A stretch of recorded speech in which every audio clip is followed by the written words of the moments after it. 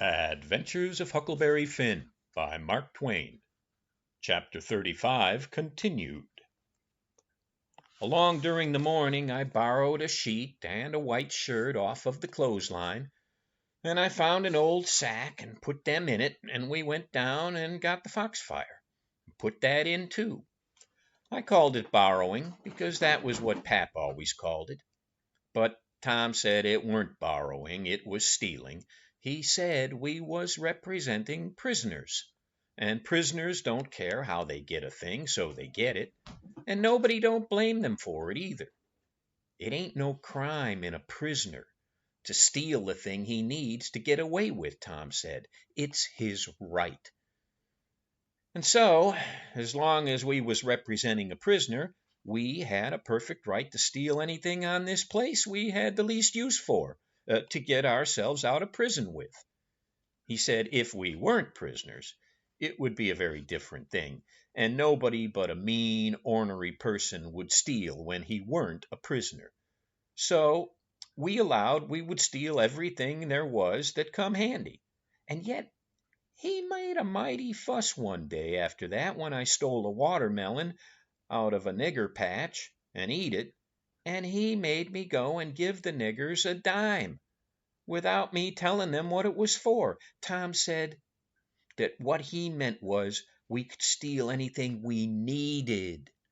Well, I said I needed the watermelon, but he said I didn't need it to get out of prison with.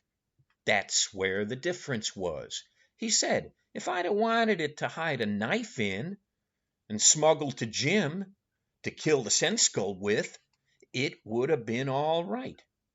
So I let it go at that, though I couldn't see no advantage in my representing a prisoner if I got to set down and chaw over a lot of gold leaf distinctions like that every time I see a chance to hog a watermelon. Well, as I was saying, we waited that morning till everybody was settled down to business and nobody in sight around the yard, and then Tom, he carried the sack into the lean-to, whilst I stood a piece off to keep watch. By and by he come out, and we went and set down on the woodpile to talk, and he says, everything's all right now except tools, and that's easy fixed. Tools, I says. Yes. Tools for what? What, to dig with. We ain't a-going to gnaw him out, are we?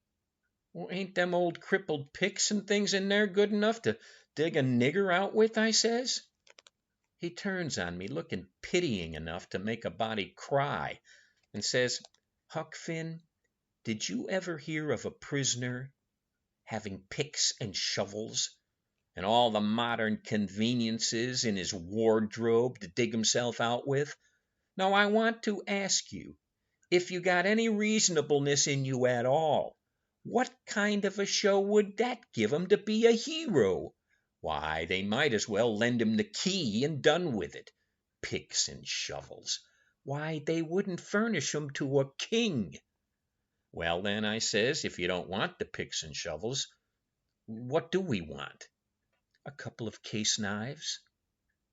To dig the foundations out from under that cabin with? Yes. Confound it, it's foolish, Tom. Don't make no difference how foolish it is. It's the right way. And it's the regular way. And there ain't no other way that I ever heard of. And I've read all the books that give any information about these things. They always dig out with a case knife. And not through dirt, mind you, generally. It's through solid rock. And it takes 'em weeks and weeks and weeks and forever and ever. Why, look at one of them prisoners in the bottom dungeon of the Castle d'If in the harbor of Marseille that dug himself out that way. How long was he at it, do you reckon? I don't know. Well, guess. I don't know, a month and a half? 37 year, and he come out in China. That's the kind of I wish the bottom of this fortress was, solid rock. Well, Jim don't know nobody in China. What's that got to do with it? Neither did that other fellow. But you're always a wandering off on a side issue. Why can't you stick to the main point? All right, I don't care where he comes out, so he comes out. And Jim don't either, I reckon. But there's one other thing, anyway. Jim's too old to be dug out with a case knife. He won't last. Yes, he will last, too. You don't reckon it's going to take 37 years to dig through a dirt foundation, do you? How long will it take, Tom? Well, we can't risk being as long as we ought to, because it mayn't take very long for Uncle Silas to hear from down there in New Orleans. He'll hear Jim ain't from there. Then his next move will be to advertise him or something like that. So we can't risk being as long digging him out as we ought to. By rights, I reckon, we ought to be a couple of years, but we can't, things being so uncertain. What I recommend is this, that we really dig right in as quick as we can. And after that, we can let on to ourselves that we was at it 37 years. And then we can snatch 'em out and rush 'em away first time there's an alarm. Yes, I reckon that'll be the best way. Now there's sense in that, I says. Letting on don't cost nothing. Letting on ain't no trouble.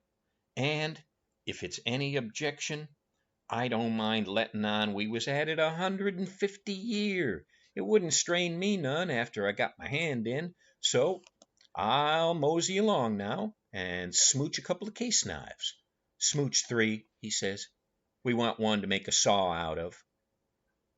Tom, if it ain't unregular and irreligious to suggest it, I says, there's an old rusty saw blade around yonder, sticking under the weatherboarding behind the smokehouse.